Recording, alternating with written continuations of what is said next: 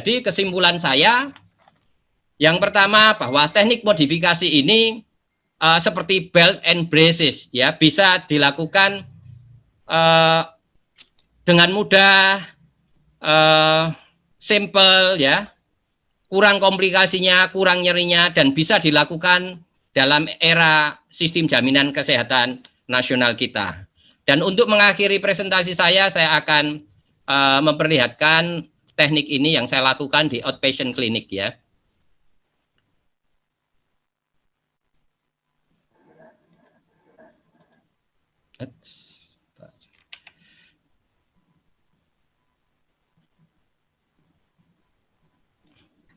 Ini pasien dengan posisi telungkup, kemudian saya melakukan digital rectal examination dengan standar colorectal cancer screening, ya, untuk memastikan tidak ada colorectal cancer, ya.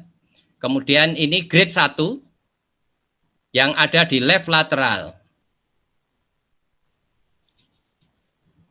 Ini anal cushion yang kemudian akan saya lakukan penyuntikan secara submukosa. Tandanya submukosa kalau dia bulging, benjol. Kalau terlampau dalam tidak boleh, ya. Dengan polidocanol 3% yang adalah anestesi lokal. 1% kemudian dia akan bulging. Sesudah bulging ini akan saya hisap dengan alat suction rubber band ligator dengan kekuatan hisapan 40 sampai 50 cm Hg atau jarum menunjukkan di jam 12 atau jam 11. Sesudah itu baru saya firing untuk mengikat yang bulging ini. Suntikan ada pada basis dari anal cushion dan ujung dari ligator ini tegak lurus dari yang kita suntik yang bulging tadi. Sesudah tekanan cukup, maka yang merah saya dorong untuk melepas silikon rubber. Sekitar 40-50 cm Hg. Sesudah kita ikat, kita lihat ini yang sudah terikat, karetnya ada di belakang, silikon rubbernya. Kemudian yang bulging ini kita suntik dengan polidocanol 3% 1 cc supaya tambah bulging, kemudian dia akan mengunci silikon rubber supaya tidak mengalami prematur slippage atau lepasnya karet sebelum masa ischemic time-nya, sehingga efektivitasnya bisa diandalkan. Dan semua tindakan harus A-view yang harus kita lihat. Kalau tidak betul kita ulangi, harus 100% betul. Nah, ini kita suntik. Kira-kira itu Dr. Ibrahim Labeda dan para panelis yang saya bisa presentasikan tentang teknik modifikasi dari ligasi. Terima kasih banyak. Terima kasih Dr. Farhan atas informasinya yang saya kira perlu untuk dibicarakan bersama ini. Dan pada kesempatan pada pagi hari ini, panelis kita ada Prof. Riwanto dan ada senior kami Dr. Benny Filipi. Untuk yang pertama, mungkin saya persilahkan dulu Prof. ke Prof. Riwanto untuk memberi komentar tentang teknik yang dilakukan oleh Dr. Farhan ini, Prof. Dia melakukan ligasi, kemudian dia lakukan juga injeksi dengan skleroterapi. Silakan Prof. Prof. Riwanto, silakan Prof. Baik, saya boleh share screen?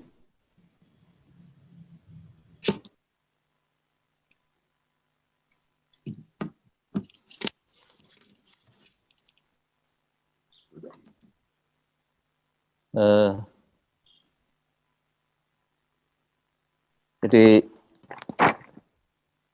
saya akan menambahkan beberapa hal yang saya kira jadi sangat penting. Saya kira tadi tentang indikasi sudah jelas, grade 1, 2, dan 3 yang kecil gitu ya. Dan tadi sudah juga diutarakan bahwa konsep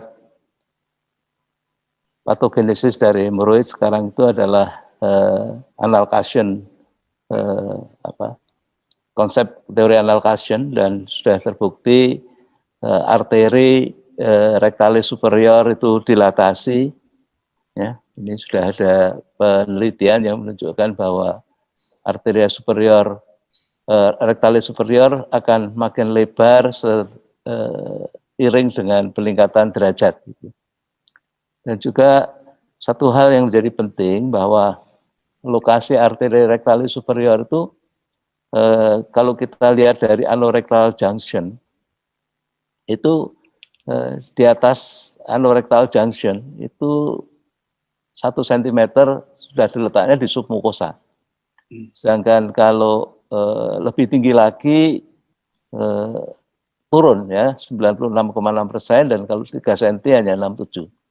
Inilah maka bisa menjelaskan mengapa kalau hal rar itu menjadi lebih akurat karena memang arterinya dideteksi lalu diikat ya. Jadi sementara kemungkinan stapler itu enggak pernah sampai terpotong arterinya. Ya, sehingga tadi resiko residipnya juga tinggi. Nah, kalau sekarang rubber band ligation itu tadi ada modifikasi baik.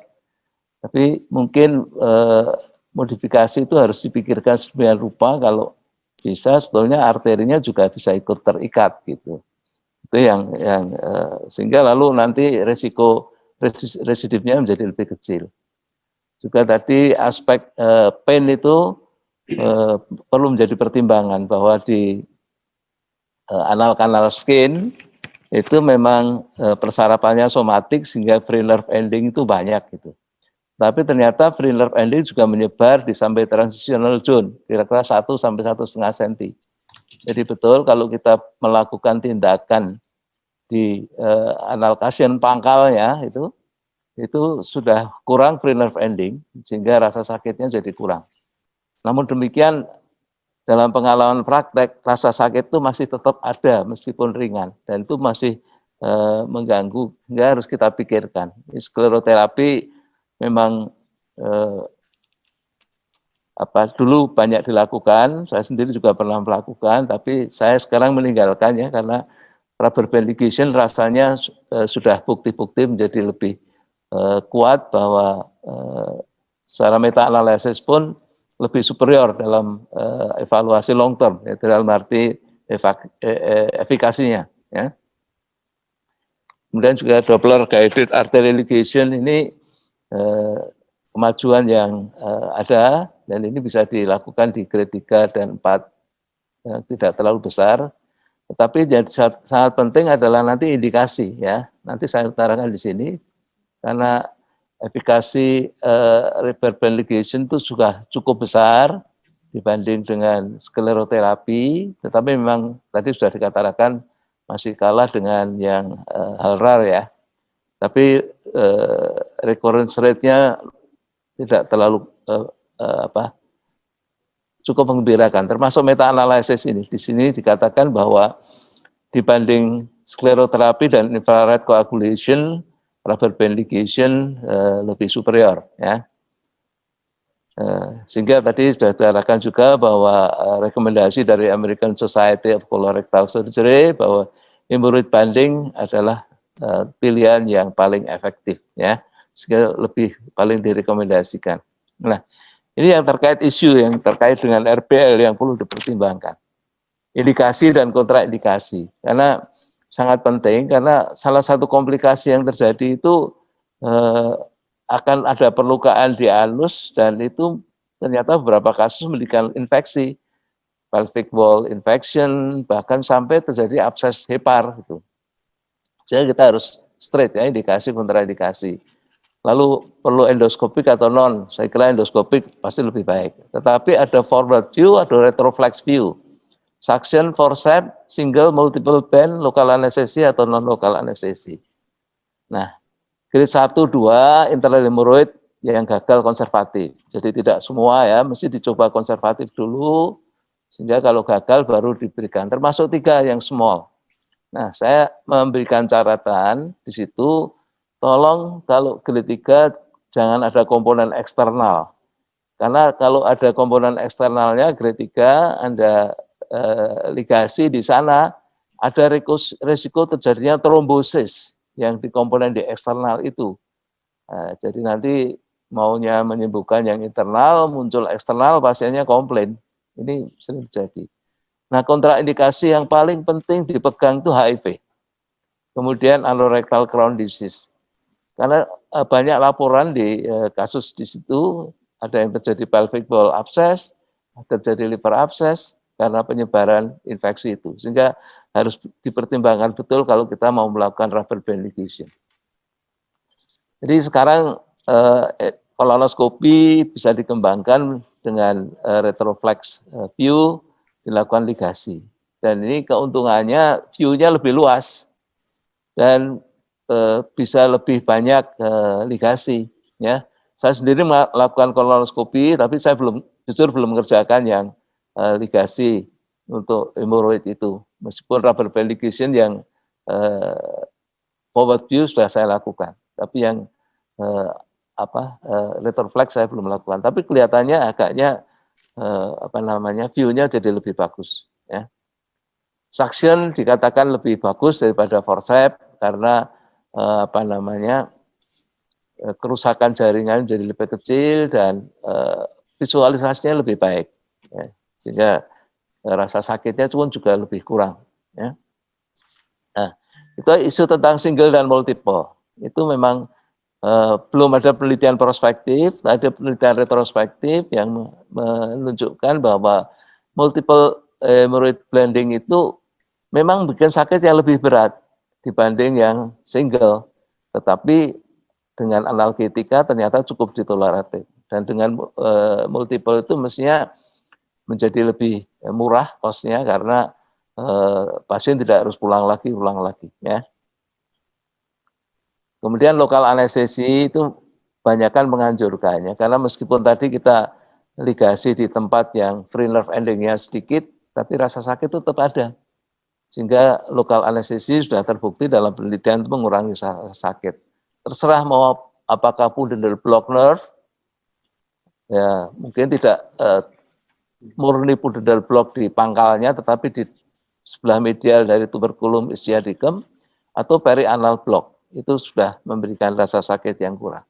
Ya, saya kira ini yang bisa saya sampaikan. Tetapi tadi kaitannya combine teknik ya, itu dilakukan suntikan dulu, lalu dengan beri suntikan itu lebih menonjol, sehingga rubber band ligation-nya akan menjadi lebih mudah coverage-nya.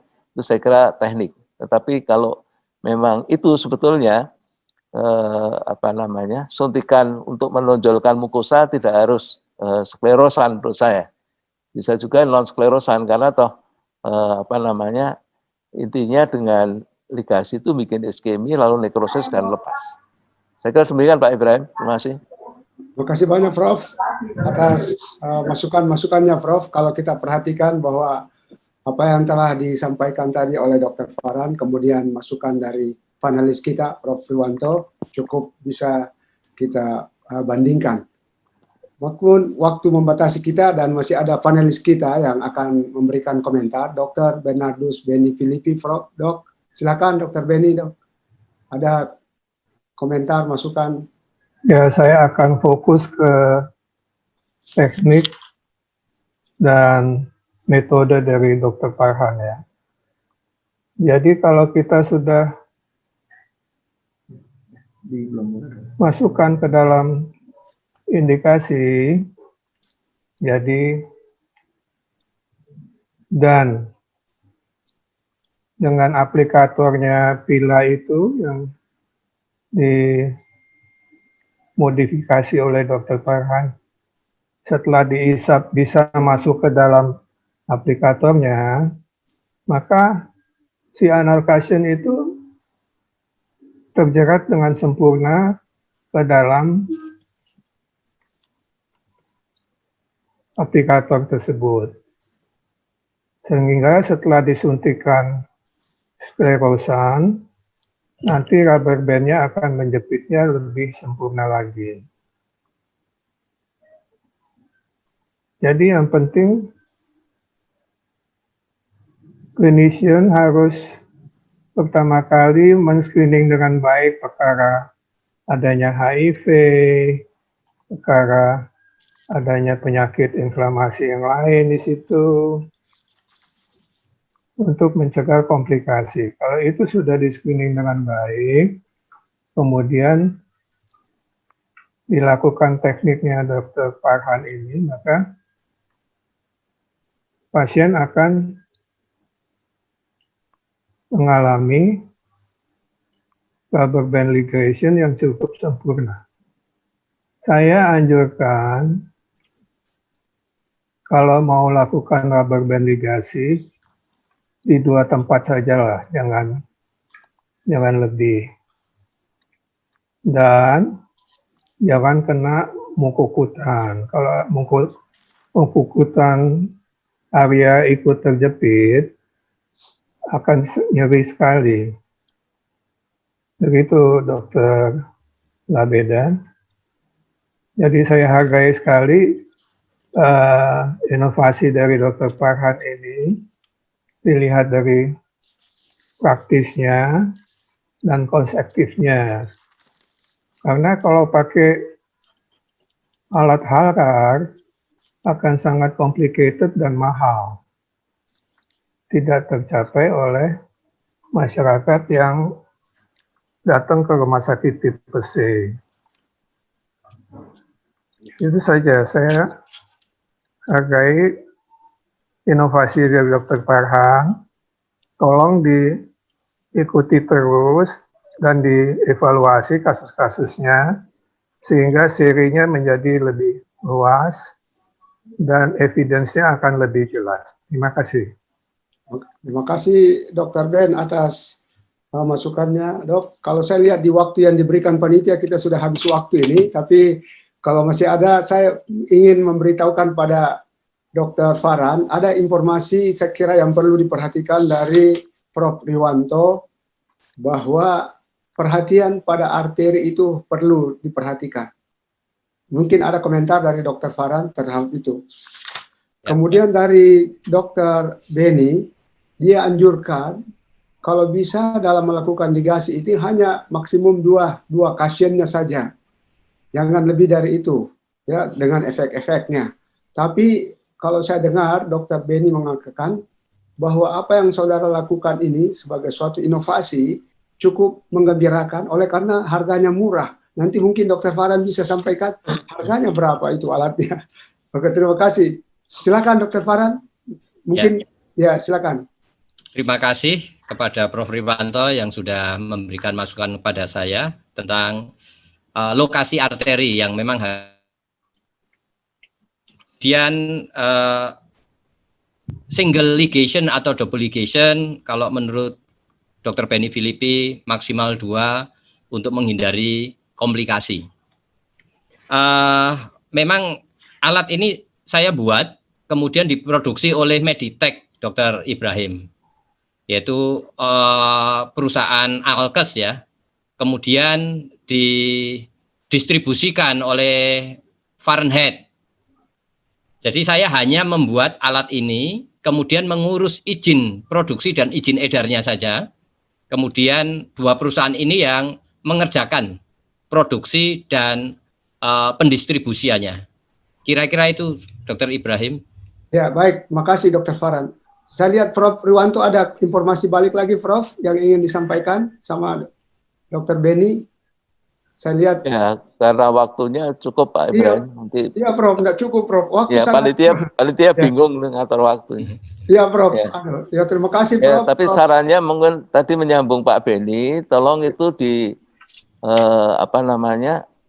dicatat betul, dievaluasi betul, dan dibikin artikel gitu loh.